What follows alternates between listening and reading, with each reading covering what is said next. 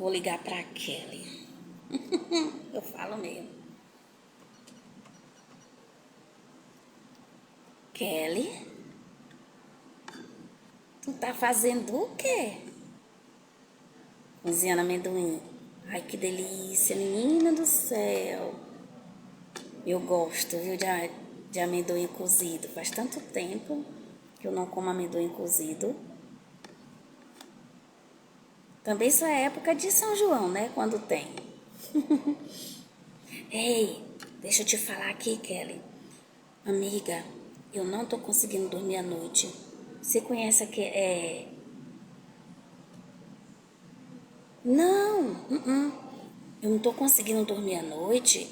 É por causa do vizinho do lado, minha filha. O Mariano é um barulho danado.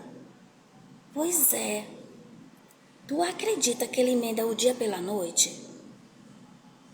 Na certa ele deve estar construindo alguma coisa dentro da casa dele, né? Porque ele com aquela marquita o tempo todo.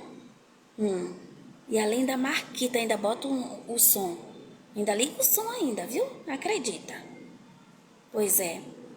Ah, minha filha, eu tô sofrendo, viu? Sofrendo mesmo. E não sei quando é que ele vai terminar com essa presepada dele. Pois é, sei. Mas eu já fui lá, já falei com ele. Sei, não, eu não entrei dentro da casa dele, né? Que isso aí é falta de educação. Não, eu só fiz falar com ele sobre o barulho. Sabe o que foi que ele me respondeu? Ah, minha irmã, eu trabalho durante o dia, eu tenho que trabalhar à noite mesmo. Aí eu falei, tá bom, tudo bem. Mas não dá pra diminuir um pouco o barulho, não? Ele falou, não dá não, a casa é minha. Aí eu digo, tá bom. Felizmente eu fiquei quietinha, né?